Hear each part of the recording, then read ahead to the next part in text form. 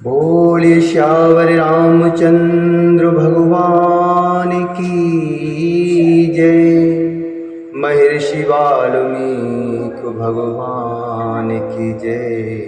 हनुमान जी महाराज की जय। श्रीमद् वाल्मीकि रामायण के बालकांड के एकोनचत्वारिंशः सर्गः अर्थात 39वें सर्ग में आज हम प्रवेश करेंगे और जिसमें वर्णन है इंद्र के द्वारा राजा शगर के यज्ञ संबंधी अश्व का अपहरण, शगर पुत्रों द्वारा सारी पृथ्वी का भेदन तथा देवताओं का ब्रह्मा जी को यह सब समाचार बताना। विश्वामित्र जी की कई हुई कथा को सुनकर कथा को सुनकर श्री रामचंद्र जी बड़े प्रसन्न हुए। उन्होंने कथा के अंत में अग्नि तुल्य तेजस्वी विश्वामित्र मुनि से कहा, हे प्रभु, हे ब्रह्मन्, श्रोतुमिच्छामि भद्रमुते विस्तरेण कथामिमां पूर्वजो मे कथम ब्रह्मन् यज्ञं वैशमुपाहरत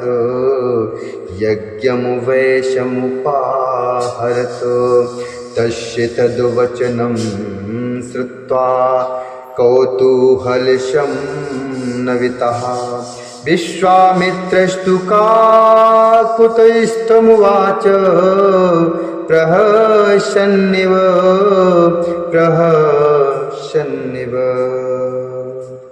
भगवान राम ने विश्वामित्र जी से कहा, हे ब्रह्मन, आपका कल्याण हो।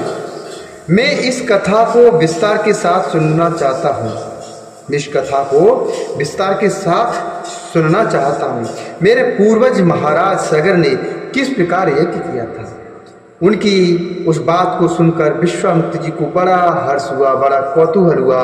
वे सोच करके मैं आज जो कुछ कहना चाहता हूँ उसी के लिए प्रश्न कर रहे हैं। जोर जोर से हंस पड़े। हंसते हुए से ही उन्होंने भगवान श्री राम से कहा, श्रूयताम विस्तरो राम शगरस्य महात्मनः।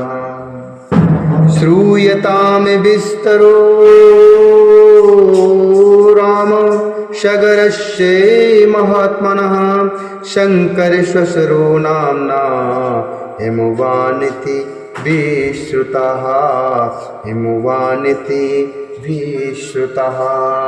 विन्ध्य पर्वतमाशाद्य निरीक्षेते परस्परं तयोर्मध्ये समभवद यज्ञः सपुरुषोत्तम।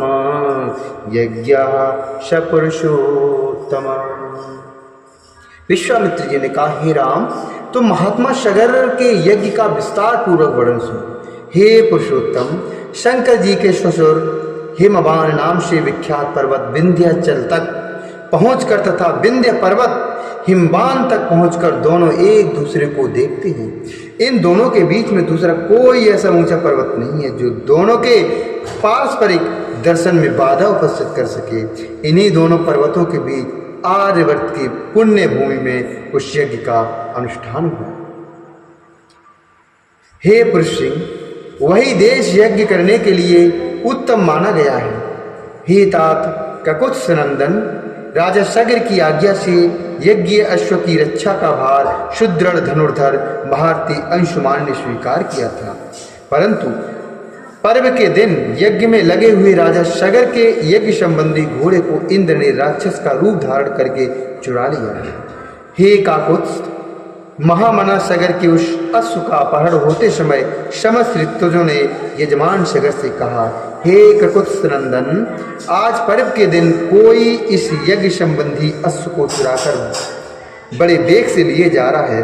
आप चोर को मारिए और घोड़ा वापस लाइए, नहीं तो यज्ञ में विघ्न पड़ जाएगा, यज्ञ पूरा नहीं होगा और वह हम सब लोगों के लिए अमंगल का कारण होगा। हे राजन, आप ऐसा प्रयत्न कीजिए जिससे यह यज्ञ बिना किसी विघ्न के बाधा के परिपूर्ण हो सके। उस यज्ञ सभा में बैठे हुए राजा सगर ने उपाध्यायों की बात को सुनकर अपने 60,000 पुत्रों से कहा, हे पुरुष प्रवर पुत्रों, ये महान यज्ञ वेद मंत्रों से पवित्र अंतःकरण वाले महाभाग महात्माओं द्वारा संपादित हो रहा है। अतः यहाँ राक्षसों की पहुँच हो ऐसा मुझे नहीं दिखाई देता। अतः यह अश्व चुराने वाला कोई देवकोटि का पुरुष होगा। अतः हे पुत्रों, तुम लोग जाओ, घोड़े की खोज करो, तुम्हारा कल्याण हो। समुद्र से घी हुई इस सारी पृथ्वी को छान डालो, एक एक योजन विस्तृति भूमि को बांटकर उसके चप्पे चप्पे को देख डालो। जब तक घोड़े का पता न लग जाए तब तक मेरी आज्ञा से इस पृथ्वी को खोदते रहो। इस खोदने का एक ही लक्ष्य है, उस अश्व के चोर को ढूंढ निकालना। मैं यज्ञ की दीक्षा ले चुका हूँ, अतः स्वयं उसे ढूंढने के लिए नहीं जा सकता। इसलिए जब तक उस अश्व का दर्शन न हो तब तक मैं उपाध्यायों और पौत्र अंशुमान के साथ यही रहूँगा। हे श्री राम, पिता के आदेश रूपी बंधन से बंधकर वे सभी महाबली राजकुमार मन ही मन हर्ष का अनुभव करते हुए भूतल पर विचरने लगे। सारी पृथ्वी का चक्कर लगाने के बाद भी उस अश्व को न देखकर उन महाबली पुरुष सिंह राजपुत्र ने प्रत्येक के हिस्से में एक एक योजन भूमि को बांट दिया और अपनी भुजाओं के द्वारा उसे खोदना आरंभ किया। उनकी उन भुजाओं का स्पर्श वज्र के स्पर्श की भांति दुस्सह था। हे रघुनंदन, उस समय वज्र तुल्य शूलों और अत्यंत दारुण हलों द्वारा सब ओर से विदीर्ण की जाती हुई वसुधा आर्तनाद करने लगी। हे रघुवीर, नागानाम बध्यमानानाम शुराणाम चराघव राक्षसानाम दुराधर्षम शत्वानाम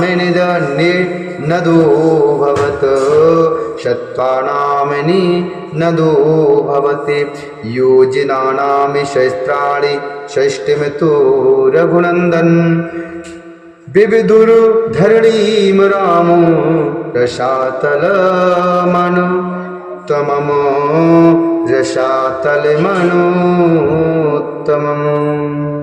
हे रघुवीर, उन राजकुमारों द्वारा मारे जाते हुए नागों, असुरों, राक्षसों तथा दूसरे प्राणियों का भयंकर आर्तनाद गूंजने लगा। रघुकुल को आनंदित करने वाले श्री राम, उन्होंने 60,000 योजन की भूमि खोद डाली, मानो वे सर्वोत्तम रसातल का अनुसंधान कर रहे हैं। हे नृपश्रेष्ठ राम, इस प्रकार पर्वतों से युक्त जम्बूद्वीप की भूमि खोदते हुए विराजकुमार सब वो चक्कर लगाने लगे। इसी समय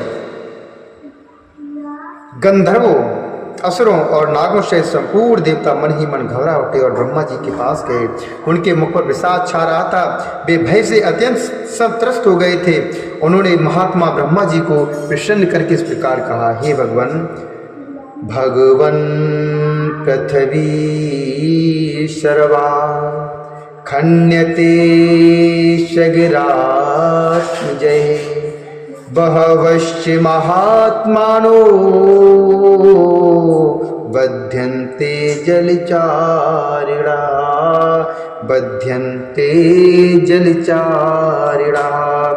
अयं यज्ञहरो अस्माकं नेनाशोपनीयते इतते सर्वभूतानि हिंसन्ति शगरात्मजा। हे भगवान, शगर के पुत्र इस पृथ्वी सारी पृथ्वी को खोद डालते हैं और बहुत से महात्माओं तथा जलचारी जीवों का वध कर रहे हैं। यह हमारे यज्ञ में विघ्न डालने वाला है।